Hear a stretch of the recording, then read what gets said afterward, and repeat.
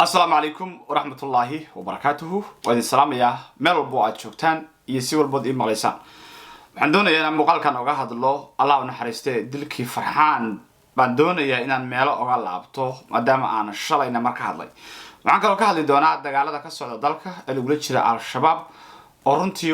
غدا كوا يسور تجل أي تهاي إني فشل مان سوت شراء أوجد لبدا قدر بنقول لعبنا دورة صد هذا ميل بوعد شوكتان haddii aan ku bilaabo dilka Allah u naxariistay sargaalka ama sargaalkii hore ama generaalkii hore ee ciidamada haramcad Allah u naxariistay Farxaan Qaroole runtii wuxuu ahaa dil saameyn khaas ah ummadda Soomaaliyeed ku yeeshay mana u malaynayo mana rajaynayo inuu noqon doono dil si fudud lagu iloobo waxaan rajaynayaa inuu noqdo dil baaritaan dhaba mara isla markaasna la soo helo cid walba oo ka dambeysay dilkaasi waan rajaynayaa dhanka kale markii aad fiiriso shantii sano oo Xasan Sheekh Maxamuud oo mucaaradka ku ahaa dawladii hore ee Soomaaliya hadalkii ugu weynaa oo Xasan diiwaanka u gala caqabadana ku noqda Xasan oo uu ka seexan waayay wuxuu ahaa hadalkii ahaa Farxaan oo dhiiqa lagu gelinayay dawladnimada ka soo bax buu ahaa wiilka saakay saadaqa lagu bedelayay maxaa lagu sameeyay وريا هوي فرحانو ديقا لغا لغو غليو مسقول قد قدن او وسخ كجرتا لغا لغو غليو غلين ما اندو غعليها غلين ويل يراتا مستقبل لهدا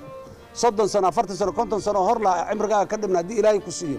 ها غلين ديقدا نمانا كجيرو نمانا كجيره قول ديقدا لا غلين نما كبخاي ساكي كبخ ادغنا ها غلين hadalkaasi Xasan runtii waxaan aaminsanahay markii uu oranay uu dhahayay wuxuu islaha Farxaan uu qaadan doonaa hadalkaaga Allah u naxariistay uu ku soo raaci doonaa hadii uusan sida aaminsanayna inuu dhihi lahaa uma malaynayo haduusan Xasan ahayn qof si kala u shaqeynaya taa marka waa halka dhiiqadii Xasan uu sheegayay uu lahaa yan lugaha lagu gelin asaga lugaha la galay markii uu xilka uu qabtayna Xasan hadalkii wadna qabadka ku noqday ummadda oo dhan Xasan tusay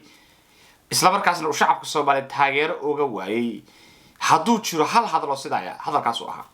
hadalka wuxuu ahaa hadal gabi ahaanba Xasan siyaasadiisa iyo mustaqbalkiisa iyo sharaf haduu balahaaba waxa la wixii uu sharaf lahaa hadalkii dilay Xasan Sheekh Maxamuud hadalkaas uu ahaa Farxaan oo dhiiqa lugaha lagu gelinayay dawladnimada ka soo bax hadal weyn oo damage gareeyay buu ahaa ninka madaxweynaha mucaaradnimadiisina wuu damage gareeyay markii uu xilka uu qabtayna qof walba iyo askari walba aragtida uu Xasan saarayay aragtida foosho xun bay ahayd shalay markii aan arrintan falanqeynayay oo aan ka hadlayay waxaan islaahay dadkii ugu horeeyay oo kiiska wax ka shaqeeyay ka mid ahaa markii aan la Farxaan gaariba saaran isagoo socdaa la qarxiyay miinada qarxaday miina noocee tahay miina aan gaari saaran aan lagu xirinin sidee bay arrinta u dhacday markaan la dadba la yaabana ay arkeenin wax siyaasadeynaya laakiin maantayto waxa xaqiiqo ah oo banaantaal ah oo xoguhu ay tirabeel yihiin la xaqiijinayo in Allah u naxariistay generaalkaasi lagu dilay miina dhulka ku xariirsanayd balse remote lagu kontroolayay meesha lagu qarxiyay gabi ahaanteed bay ahayd compound ciidanku deganaa laakiin ciidamo kala duwan marka ay deganaayeen su'aalaha marka soo degdegaya yaa miinada meesha galiyay markii hore lagu ma qarxinay markii dambe yaa ku qarxiyay remote-ka lagu kontroolaya haystay ma ciidankii al-shabaab ku jireen ma ciidanka qarxiyay waxa iyo dhan waa madmadowgii aan shalay idin sheegay haddana waa ku celinaya kiiskaasi wuxuu u muuqdaa kiis gabi ahaanba mission ah oo ninka lagu dilay Allah u naxariistay ehelkiisa iyo qaraabadiisa iyo ummadda Soomaaliyeedna waxaan ka codsanayaa in kiiska loo istaago oo uu noqdo sidii hadalkii Farxaan oo dhiiqa lugaha lagu gelinayaa si ka weyn hadalkaas saameyntii uu yeeshay inuu ninka dhiigiisa walaalka ah uu yeesho lugulana xisaabtamo cidii ka dambeysanaysay xamweydo aad baan rajeenay xaraamadu inay coverage weyn iyo time badan la geliyo investigationka ninka dhalinyarada ah ee walaalka ah ee dalka iyo dadka u dagaalamayay diiday qabiilka qaranka ka doorbiday asoo lagu hayo ka soo bax ka fiicnaaday kuwa ka weynaaday ummadda u shaqeynayay in dhiigiisa la dhayalsan loo istaago laga shaqeeyo in lagu la xisaabtamo dawladda in ragga tuunka uu ku jiraan aan laga hay waa codsanaya dhanka kale markii aad fiiriso xeelaha yaab kale ayaa waxa kamid ah waxaa la yiri dagaalkii Basra inta la tagay inta aysan ciidanka dawladda aysan qabsan ka hor maalin iyo laba maalin ka hor bay al-shabaab ka baxeen ciidanka dawladda oo kala duwan baa tagay dagaalka waxa hogaaminay baa ilaahay hay'adda nabad sugidda iyo taliyaha ugu sareeya hay'adda nabad sugidda Mahad Salaad ninka la yiraahdo ayaa dagaalka hogaaminay waxa xaqiiqo weey hadalkaasi dagaalkii meesha lagu qabsaday markii al-shabaab ka baxeen dagaalka badheed meesha al-shabaab markay ka baxeen bay nimankan meesha tageen waxa meeshaasi in la tago markii al-shabaab ka baxeen xogta la helay keenay ciidan kala geeyay Mahad Salaad sakan waxa kale oo la xaqiijiyay oo idin sheegaya in gaariga lagu qaaday oo ahaa gaari la yiri soo raac farxan qaroole Allah u naxariisto usan ahayn gaarigiisi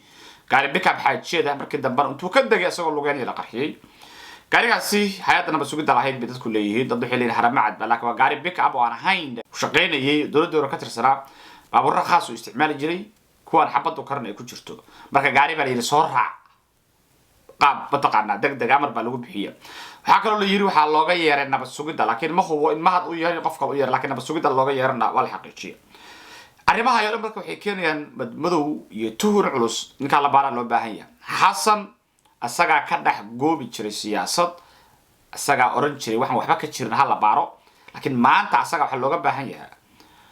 inuu baaritaan dhaba oo toosan la mariyo ninka generalka cidii dishay xeradaasi cidii qabsatay sababtii loogu yeeray gaariga la soo saaray miinada la qarxiyay qaabkii waxa ay asaga looga baahan yahay haduu sameyn waayo qirashabaanki iyo hinta Xasan isoo hinayo cidna dhageysan mayso tan Xasan waa Xasan waanu garanaynaa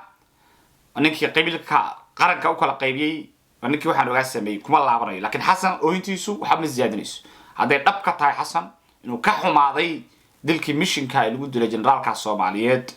waanu baartaan dhaba mariyo hadii kale listiga iyo saan u aragno bay Xasan ahaanaya waxaan kaloo aaminsanahay runtii oo aan rabaa aragtidayda weeye aan rabaa inaan u sheego ummadda Soomaaliyeed saraakiishii kale oo dawladii hore ka soo hartay sida Odawa sida Biixi sida Xijaar inay possible tahay in la dilo in ayagana la mishimo dadku waxay isweydiinayaan qaybo badan oo kamid ah maxaa loo dilayaa ma xilka laga qaado diyaan la doonayn waana sida inta badan ummadda aqligoodu wax garanay sida ay ka fiiriyaan waa sida way laakiin waxaan aaminsanahay Xasan Sheekh wuxuu og yahay rag dhaamo amniga ka shaqeynaya ma jiraan haddii xilka ka qaadana wuxuu ka baqayaa in eedayn dusha laga saaro la yiraahdo adiga amniga ku cayaaray maadaama saraakiishii amniga aad cayrisay sida daraadeed waxa la doonayaa marka in rag halaal loo dilo ka bacdina kuwa kale la keeno balse aan la isku eedaynin xilka qaadis laakiin ayagana elimination lagu sameeyo ama dil qorshaysan lagu wada sameeyo ka bacdina kuwa kale la keeno oo hadda la keeni karo laakiin eeda looga dhuumanayo nimankaas xilalkaasi haya tala ahaan anigu kulay mid ka mid anu garan maayo cid garanaysana oo sheegaya ilaahay baa shaqo siiya meeshani meel runtii ay dawladnimo nimanka hogaaminaya ee ka buqato niman al-shabaab ka madax banaan niman daacadnimo lagu tuumaya ma aha naftoodan waxaan ilaa qataraha galina dawladnimo Soomaaliyeed la heli doona isbedel imaan doona aan aaminsanahay kamera jidhigin dawladnimada laakiin at this time ma aha xilli nimanka dawladda haya ay yihiin niman lagu kalsoonaan karo oo dhalinyarada iyo saraakiisha aynu ku tuhmayno daacadnimo inay qaranka u shaqeynayaan niman la shaqeeyaan oo maasha ku marko de marka ay ka tagi karaan ka tagaan de hadii ay door bidayaan inay iska joogaan kii kulay qof boob maalinkiisu dhimanaya ayaga u taala taa waa iga tala ahaantayda dhanka kale qaybta ugu dambaysa dagaalka lagu jiray ururka al-shabaab ee dalka oo dhan ka dilaacay xuqarka u saaran yahay qarka wuxuu u saaran yahay inuu burburo sababta ugu badanna waxa weeye dhowr mar horena waan sheegay dawladdu qorshe amni oo ka dhana in al-shabaab iska celiyo dawladdu lama imaanin effortkii loo baahnaa iyo dhaqaalihii iyo resourcekii iyo balankii loo baahnaa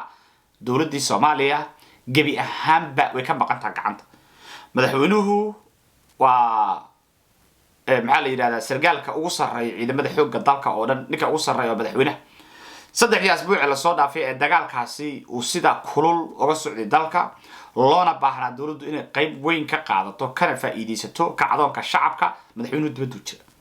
madaxweynaha oo commanding chief ah ayaa dibadda ka maqnaa dagaalka ciidanka ninkii ugu sareeyay abaa dibadda u maqnaa yaa dagaalamaya weey resource ma jiro saraakiishii kale ee dalka ciidanka u sareeysay inta la isku keenay lama sameynin agenda dagaalka ay dawladdu ku gali karto oo ciidanka lagu jiheeyay lama sameynin taasaa waxay keentay in saraakiil badan ciidanka ay dagaalka ay diido qayb badan xamar ka mid ah ay joogaan ayaa diiday dagaalka inay galaan sababta ugu badan waayo markay ciidanku dagaalka galayaan ciidanku shacabba iska baxo full gaariga ciidanku dagaalku ma galaan saraakiishu waxay dagaal ku galaan tala fariisto in road map la sameeyo in shaxa dagaalka la jeexo kabacdi iyagu ay la imaadaan qaabkii ay dagaalka ku gali lahaayeen kabacdina ciidanka iyo resource-ka siiyay dagaalka gala saas ay ciidanku dagaalka ku galaan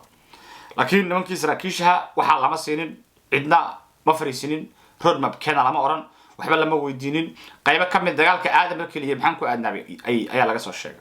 sidaa daraadeed effortkii ay dowladdu ku lahayd ama la doonayay inay ku yeelato dagaalkaasi gacantu ka baxay marar badan baan hore idinkugu sheegay in shacabka sida kaliya ay ku dagaalami karaan ay tahay in resource-ka dowladda dagaalka dhab loo geliyo marka kuma laabanayo meelaha marka dagaalku sida kulul ooga socday oo la rajeynayay in guulo waaweyn laga gaaro maanta waa laga baxay shalay dhanka galgudud asbiici hore dagaalkoodii burburay qaybo ka mid ah dagaalkii ceelburi dhulka lagu qabsanayay saraakiishii la doonayay in dagaalka gasho muran baa ka yimid waa fashilmay dhankii kale dagaalkii ka socday ayaguna duldulaal badan baa ku yimaaday isla galgudud ah hiiraan ilaa iyo 4 meelood oo la qabsaday baa laga baxay kala shaki baa soo galay ciidamadii macawisleedaha iyo ciidamadii dowladda wada shaqeynayay maalmihii la soo dhaafay waxay macawisleedu iyo shacabka reer hiiraan ay is abaabulay ay xaqiijiyeen in la yiri dagaalkii ugu dambeeyay oo aadka loogu xasuuqmay oo uu ku dhintay ninkii odayga ahaa nabadoonka Allah u naxariisto ka baxa la yiri dagaalkii oo socdo waa la duqeynayaa markay ka baxeen al-shabaab baabuurtoodii iyo hubkoodii bay qaateen sida iyagu ay xaqiijiyeen diyaaradna ma duqeyn waxa ay dhan marka waa tuhun iyo duldulaal jira weeye cidda la soo hadashay cidda ku tiri ka baxa waxa ay dhacday baa loo baahan yahay laakiin duldulaal iyo kala shaki baa jira macawisleedina dib bay u guureen dowladda nacbi u guurtay ayagu nacbi u guureen maanta shalay ahayd waxa ay dhan marka arrimaha ka taagan hiiraan iyo galguud waxay ahaayeen hormuudka dagaalka ka dhanka al-shabaab ayagiina waxa ka muuqda duldulaal iyo fashil waa rajeynaya inuusan fashilmin laakiin eedeeda dowladda iska waayo xilliga la doonayo shacabka in la garab istaago awood iyo taageero lama haynin si guud marka dagaalka fashil baa ka muuqda ninka dhiigiisana xarajeynaya inuusan noqonin mid sidaa looga gudbo intaasaan kusoo koobaya assalaamu calaykum waraxmatullahi tacaala wabarakaatu